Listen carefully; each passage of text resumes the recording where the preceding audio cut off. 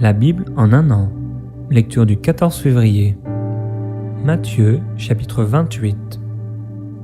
Après le Shabbat, à l'aube du premier jour de la semaine, Marie de Magdala et l'autre Marie allaient voir le sépulcre. Et voici, il y eut un grand tremblement de terre, car un ange du Seigneur descendit du ciel, vint rouler la pierre et s'assit dessus.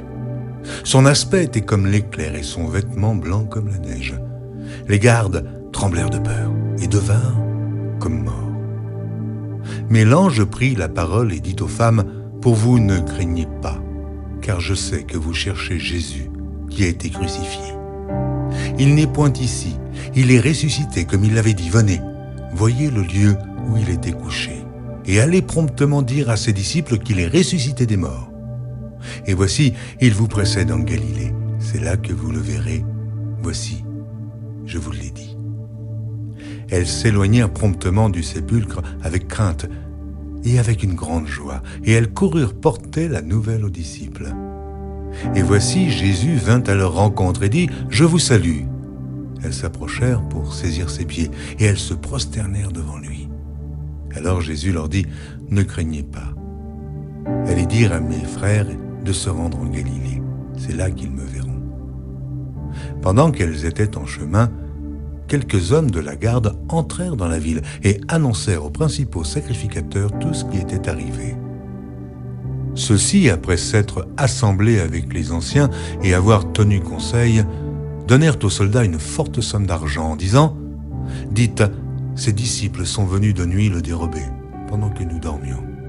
Et si le gouverneur l'apprend, nous l'apaiserons, et nous vous tirerons de peine. » Les soldats prirent l'argent et suivirent les instructions qui leur furent données, et ce bruit s'est répandu parmi les Juifs jusqu'à ce jour. Les 11 disciples allèrent en Galilée sur la montagne que Jésus leur avait désignée. Quand ils le virent, ils se prosternèrent devant lui. Mais quelques-uns eurent des doutes. Jésus, s'étant approché, leur parla ainsi. « Tout pouvoir m'a été donné dans le ciel et sur la terre. Allez, faites de toutes les nations des disciples, les baptisant au nom du Père, du Fils et du Saint-Esprit, et enseignez-leur à observer tout ce que je vous ai prescrit. Et voici, je suis avec vous tous les jours, jusqu'à la fin du monde. » Exode, chapitre 37. Betsalel fit l'arche en bois d'acacia, d'une longueur de 2 coudées et demie, d'une largeur d'1 coudée et demie, et d'une hauteur d'1 coudée et demie. Il la couvrit d'or pur à l'intérieur et à l'extérieur, et il fit une bordure d'or tout autour. Il fondit pour elle 4 anneaux d'or, qu'il mit à ses 4 coins, 2 anneaux d'un côté et 2 anneaux de l'autre côté. Il fit des barres en bois d'acacia et les couvrit d'or. Il introduisit les barres dans les anneaux, sur les côtés de l'arche pour porter l'arche. Il fit un propitiatoire d'or pur. Sa longueur était de 2 coudées et demie, et sa largeur d'1 coudée et demie. Il fit 2 chérubins d'or, aux 2 extrémités du propitiatoire.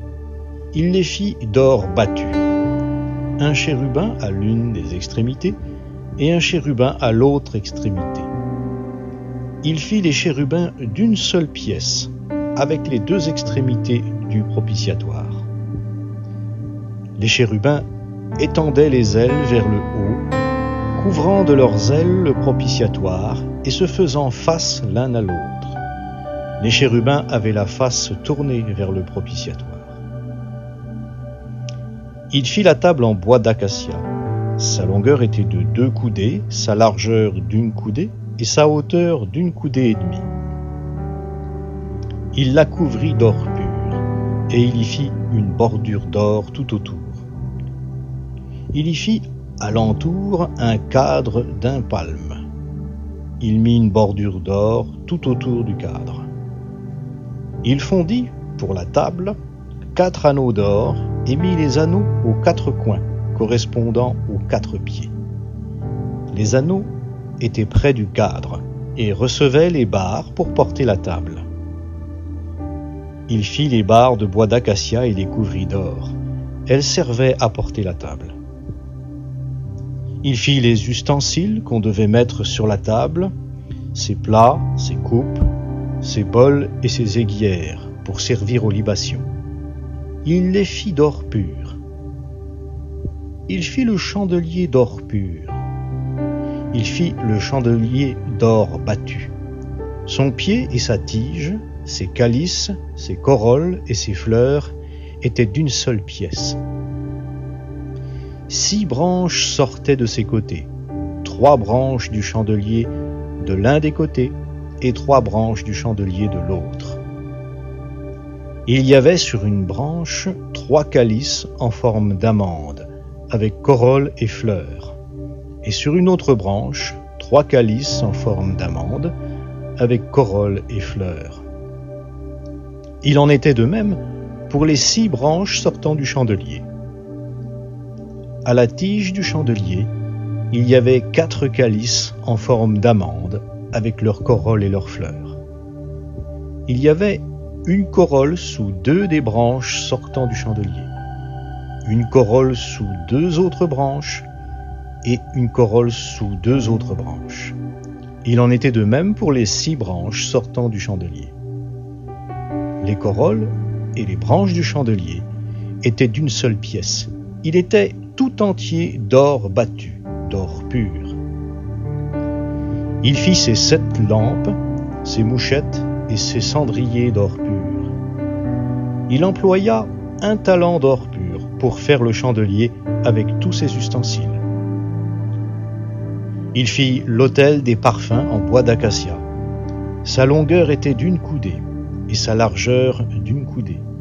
Il était carré et sa hauteur était de 2 coudées. Ses cornes formaient avec lui une seule pièce. Il le couvrit d'or pur, son plateau, ses parois, tout autour de ses cornes. Et il y fit une bordure d'or tout autour. Il fit, au-dessous de la bordure, 2 anneaux d'or aux 2 côtés. Il en fit de part et d'autre pour recevoir les barres qui servaient à le porter. Il fit des barres de bois d'acacia et les couvrit d'or. Il fit l'huile pour l'onction sainte et le parfum aromatique, pur, composé selon l'art du parfumeur. Exode, chapitre 38. Il fit l'autel des holocaustes en bois d'acacia, d'une longueur de 5 coudées et d'une largeur de 5 coudées. Il était carré, et sa hauteur était de 3 coudées. Il fit des cornes aux 4 coins. Ces cornes formaient avec lui une seule pièce, et il le couvrit de bronze. Il fit tous les ustensiles de l'autel, ses récipients, ses pelles, ses calices, ses fourchettes et ses brasiers. Il fit de bronze tous ses ustensiles. Il fit pour l'autel une grille de bronze en forme de treillis qu'il plaça au-dessous du rebord de l'autel, à partir du bas jusqu'à la moitié de la hauteur. Il fondit 4 anneaux qu'il mit aux 4 coins de la grille de bronze pour recevoir les barres. Il fit des barres de bois d'acacia et les couvrit de bronze. Il introduisit dans les anneaux, aux côtés de l'autel, les barres qui servaient à le porter. Il le fit creux, avec des panneaux. Il fit la cuve de bronze, avec sa base de bronze, en employant les miroirs des femmes qui s'assemblaient à l'entrée de la tente de la rencontre. Il fit le parvis. Dans la direction du midi au sud, il y avait, pour former le parvis, des toiles de fin lin retors sur une longueur de 100 coudées, avec leurs 20 colonnes et leurs 20 socles de bronze. Les crochets des colonnes et leurs tringles étaient d'argent. Dans la direction du nord, il y avait 100 coudées, avec leurs 20 colonnes et leurs 20 socles de bronze. Les crochets des colonnes et leurs tringles étaient d'argent. Dans la direction de l'ouest, il y avait 50 coudées de toile, avec leurs 10 colonnes et leurs 10 socles. Les crochets des colonnes et leurs tringles étaient d'argent. Dans la direction de l'est, à l'orient, il y avait 50 coudées. Pour une aile, 15 coudées de toile, avec leurs 3 colonnes et leurs 3 socles. Et pour la seconde aile, qui lui correspondait de l'autre côté de la porte du parvis, 15 coudées de toile avec leurs 3 colonnes et leurs 3 socles. Toutes les toiles formant l'enceinte du parvis étaient de fin lin retors. Les socles pour les colonnes étaient de bronze. Les crochets des colonnes et leurs tringles étaient d'argent, et leurs chapiteaux étaient couverts d'argent. Toutes les colonnes du parvis étaient jointes par des tringles d'argent. Le rideau de la porte du parvis était un ouvrage de broderie, violet, pourpre et cramoisi, et de fin lin retors. Il avait une longueur de 20 coudées, et sa hauteur était de 5 coudées, comme la largeur des toiles du parvis. Les 4 colonnes et leurs 4 socles étaient de bronze. Les crochets et leurs tringles étaient d'argent, et leurs chapiteaux étaient couverts d'argent. Tous les piquets de l'enceinte du tabernacle et du parvis étaient de bronze. Voici les comptes du tabernacle. Le tabernacle du témoignage, établi d'après l'ordre de Moïse par les soins des Lévites, sous la direction d'Ithamar, fils du sacrificateur Aaron. Betsalel, fils d'Ouri, fils de Our, de la tribu de Juda, fit tout ce que l'Éternel avait ordonné à Moïse. Avec lui, Oholiab, fils d'Aïsamak, de la tribu de Dan, sculpteur, inventeur et brodeur sur les étoffes violettes, pourpre et cramoisi, et sur le fin lin. Le total de l'or employé à l'ouvrage pour tous les travaux du lieu saint, or que l'on avait dédié, se montait à 29 talents et 730 cycles, selon le cycle du sanctuaire. L'argent de ceux de la communauté qui furent dénombrés se montait à 100 talents et 1775 cycles, selon le cycle du sanctuaire.